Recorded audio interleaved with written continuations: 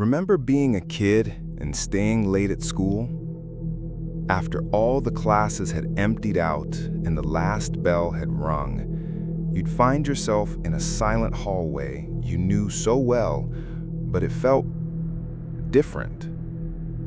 The fluorescent lights hummed, your footsteps echoed, and you felt like you were the only person left in the world. It's that same feeling you get in your dreams, when you're roaming the empty corridors of a place you've never seen before, a place that feels ancient and forgotten, a place that seems to be waiting for someone to arrive. It's a memory you can't place, a dream you can't shake, and it's a feeling you're about to understand. Before we begin, a quick favor. Make sure to subscribe and hit that notification bell so you don't miss our next video. And tell me in the comments, where in the world are you watching this from? You know that feeling, right? It's like you're in a place that's not quite a place. Maybe it's the empty hallway of a high school after all the students have split for the day. The smell of old textbooks and floor wax hangs in the air, and the lockers stand in perfect, silent rows. The fluorescent lights hum with a low, unnatural buzz, and your footsteps are the only sound, echoing off the empty lockers like a drumbeat. It's the same feeling when you're in a shopping mall in the middle of the night, its storefronts standing like silent, polished sentinels. The faint glow from a food court or a kiosk is the only sign of life, and the vast, empty space feels like an abandoned city. Or maybe it's an old playground under a gray, empty sky. Its swings swaying gently in the wind, as if a ghost just passed by. These aren't just regular spots. They're places stuck in suspended animation, places that feel like they're just waiting for something to go down. They fill us with this weird sense of dread and this powerful nostalgic vibe we can't explain. This feeling, this eerie sense of being in between, is called a liminal space. The word itself comes from the Latin word limen, which means threshold. A liminal space is literally a threshold. It's a place or a state where you're on the edge of something new, a transitional zone where the old rules have disappeared, but the new ones haven't shown up yet. They're not defined by what they are, they're defined by what they're not. They're not a home, but a hallway. Not a destination, but a journey. Not a moment, but a period of just waiting. These spots exist in a strange no-man's land kind of time. They're usually empty, totally stripped of their purpose, and hauntingly quiet. They feel forgotten, like they were just left behind. And in that emptiness, we find this profound, unsettling vibe. It's the feeling of being an outsider in a place that has no life, of being the only one left. It's the anxiety of realizing you were utterly and completely alone in a space built for thousands. You feel a sense of wrongness, as if you've stumbled into a moment that doesn't belong to you, a quiet apocalypse that happened while you were away. But here's the wild part. For a lot of us, this feeling isn't about being scared. It's about this crazy sense of peace, a quiet solitude that's almost comforting. It's the feeling of being an observer, a silent witness to a world that has stopped moving just for you. It's a feeling we all share, a collective sense of unease and this deep nostalgic longing for a time that maybe never even existed. The reason liminal spaces hit us so hard is because they are profoundly, universally relatable. We've all been in these kinds of places, even if we never had a name for them. It's that feeling of being in an office building on a Saturday afternoon when the only sound is the drone of a distant AC unit and you're all alone in the elevator lobby. It's the sight of a half-lit parking garage with no cars, just rows and rows of empty concrete columns, and the faint, unsettling smell of exhaust fumes and dust. It's the deserted main street of a small town on a quiet Sunday afternoon where the storefronts are all closed and you feel like you've stumbled into a moment that doesn't belong to you, a glitch in the simulation of everyday life. These are places designed to be full of people and full of noise, but in their emptiness, they reveal their true, sterile nature. They're built for transit, for commerce, for education, and for community. They are, in a sense, a stage where the drama of our lives plays out. But when the actors leave, what's left behind is a shell, a silent, hollow echo of the life that was once there. And that's where the relatable feelings really come in. That silent, eerie hallway of your old high school at night, it's not just an empty hall.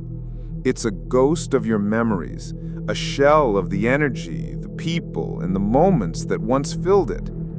The feeling isn't just about the silence, it's about the memory of the noise. This relatability is a key part of the appeal. We recognize these places, and that recognition is what makes them so powerful. We're drawn to them because they're a mirror of our own experience, the feeling of being between things, of waiting, and of the passage of time. They're the physical representation of the in-between moments of our lives. They are a tangible reminder that we are all on a journey, and that sometimes the most profound moments are found not at the destination, but in the quiet spaces of waiting, of transition, and of silence. Now, let's talk about the dark side of liminal spaces, the fear. For many, that initial feeling of unease quickly turns to dread, and it all comes down to a few key psychological triggers. The first is the violation of expectation. Our brains are hardwired to expect certain things from certain places. When we see a hallway in a school, we expect to see lockers, students, and maybe a teacher. But when all of that is gone and the place is unnervingly empty, our brains register that something is fundamentally wrong. It's like seeing an empty dollhouse. It looks right, but it feels wrong. This violation of our cognitive map creates a sense of profound unease, a feeling that we are not in the world we are supposed to be in. The second trigger is a concept called the uncanny valley. This is a term we usually use for robots or CGI characters that look almost human, but not quite, which makes us feel uneasy. But it applies to places too. These spaces are man-made, designed by people, and filled with the ghosts of human activity. But in their emptiness, they are devoid of the very thing they were created for. They become an echo of human presence, a silent testament to the life that was once there, but without any actual humans. And that uncanny, unsettling vibe makes us feel like we've stumbled into a place where we don't belong, where the rules of our reality might not apply anymore. We feel like an intruder in a world that has been left behind, and that feeling is a powerful and terrifying one. But for every person who finds liminal spaces terrifying, there's someone who finds them profoundly peaceful. The comfort they provide is just as powerful as the fear, and it also comes from a few key psychological factors. The first is solitude. In a world that's loud, crowded, and constantly in motion, a world of constant notifications, deadlines, and social obligations, liminal spaces offer a complete escape. They are an island of total quiet and peace. You can walk through an empty parking garage late at night and be completely alone, with nothing but the sound of your own footsteps echoing in the vast, empty space. It's a rare and precious form of solitude that's hard to find anywhere else. A feeling of being an observer in a world that is paused just for you. The second factor is a deep sense of nostalgia.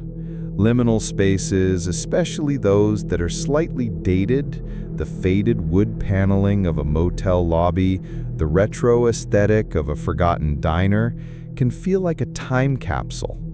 They take you back to a simpler time, a moment in your past, even if that memory is vague or half-remembered. It's a feeling of bittersweet longing for a time that's gone. And in that feeling, there's a strange kind of comfort. It's a quiet acceptance of the past, a feeling of being a witness to a world that has been left behind. It's the feeling of a peaceful quiet after a long, chaotic day. This comfort of solitude and nostalgia is what makes these spaces so compelling, a perfect antidote to the overwhelming noise of modern life. Liminal spaces are, by their very nature, defined by their transitional state. They are places designed for movement, for a journey from one place to the next, and in that design, they capture a unique sense of being in between. Think about airports late at night, a huge, sterile terminal with no planes, no people, and no sense of urgency. The glowing screens of flight information boards show no new departures. The moving walkways stand silent. It's a place designed to be a hub of global travel, a nexus of human connection. But in its eerie silence, it becomes a massive, eerie waiting room. You feel like you're in a forgotten era, a moment between two worlds, a sense of quiet that is both profound and deeply unsettling. The same can be said for hotel hallways. They are places that are neither home nor a destination. They are a temporary threshold, a passageway between two states of being. The repetitive pattern of the doors, the sterile carpet, and the quiet hum of the air conditioning all contribute to a feeling of being in a state of purgatory. The doors, all looking the same, hint at hundreds of different stories and lives, but they remain locked and silent, giving you a sense of being a temporary guest in a world of transit. It's a feeling that is both peaceful and deeply unsettling, a profound feeling of being in between. We talked about how liminal spaces tap into the uncanny valley, but let's dive deeper into what that actually means. The uncanny valley is a psychological concept that describes our negative reaction to things that are almost, but not quite, human. It's the reason a creepy doll or a realistic robot can be so unsettling. Liminal spaces apply this same feeling to architecture and man-made places. These spaces are built by humans for humans, but in their emptiness, they are stripped of their human element. The absence of people in a bustling mall makes us feel uneasy because our brains are hardwired to expect crowds, noise, and activity. When all of that is gone, what's left is a hollow, sterile shell. The bright fluorescent lights of a school hallway at night, designed to be bright and welcoming, instead become a source of dread. They expose the sterility of the place, the silent, empty void that's left behind when the life is gone. These places aren't just empty, they're alien. They're a mirror of our own presence, but one that is distorted and soulless. The uncanny vibe makes us feel like we've stumbled into a place where we don't belong, where the rules of our reality might not apply anymore. We feel like an intruder in a world that has been left behind, and that feeling is a powerful and terrifying one. The phenomenon of liminal spaces isn't just a physical one. It has exploded in the digital world, creating a thriving online subculture of artists and creators who are obsessed with capturing that same feeling of unease and peace. The most famous and terrifying example of this is a creepypasta called the Backrooms. The story is simple. If you no-clip, a term from video games that means to pass through a solid object out of reality, you'll find yourself in a place that is as familiar as it is horrifying. The Backrooms is described as an endless maze of empty yellow rooms, humming fluorescent lights, and a damp, moldy carpet. It's a perfect embodiment of a digital liminal space, a place that is vast, empty, and strangely peaceful, yet filled with a chilling sense of dread.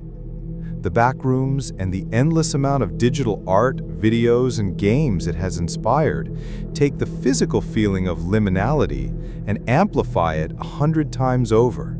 The endlessness of the space, the lack of an exit, and the distorted feeling of a parallel reality all contribute to a sense of horror that is hard to explain.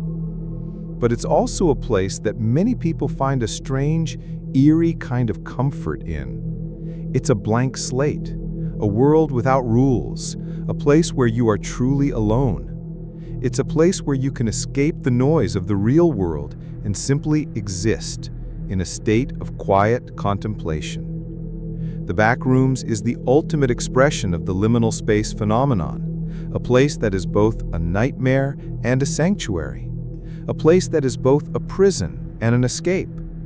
It is a digital metaphor for a feeling that we all share, a feeling that, for the first time, has found a home in the online world. Why has the concept of liminal spaces become such a huge online phenomenon? It all comes down to a fundamental human need, the desire for community.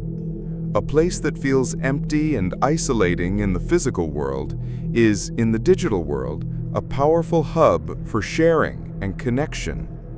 On platforms like Reddit, you'll find entire communities like r/liminal space with hundreds of thousands of members dedicated to sharing and discussing these eerie photos. These are people who, in their daily lives, might have felt alone in their appreciation for these strange places. But online, they found a home. The shared aesthetic of these photos, the grainy filters, the washed-out colors, the strange angles, and the unnatural lighting, is a way for people to share a common feeling, a common dread, and a common sense of peace.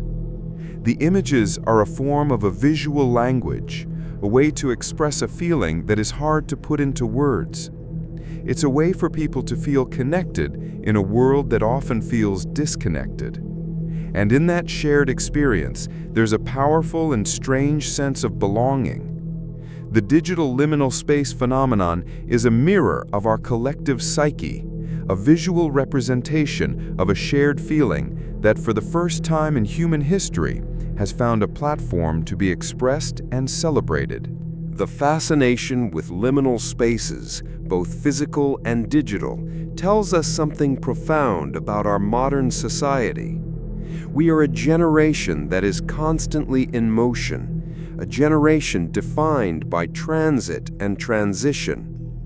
We move from one place to the next, from one job to another, from one digital space to a new one. We are a culture of commuters, of travelers, of nomads. And in this endless motion, we are always on the verge of something new, always on a journey, and we never really have a destination. Liminal spaces are a perfect mirror for this modern condition. They are a physical representation of the in-between moments of our lives, the times when we are just waiting, just passing through.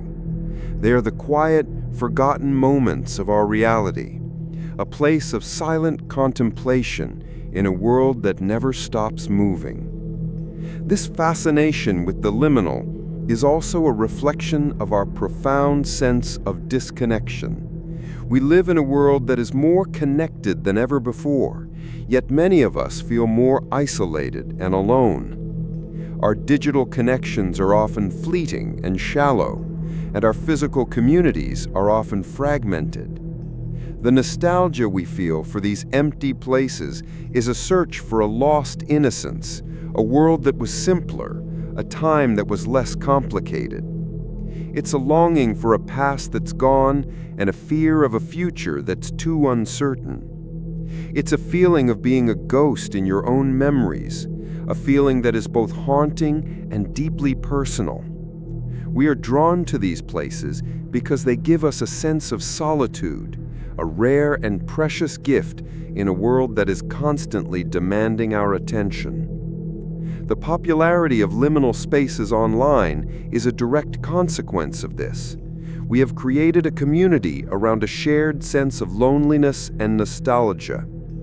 The images of empty malls, abandoned schools, and desolate playgrounds are a visual language, a way to express a feeling that is hard to put into words.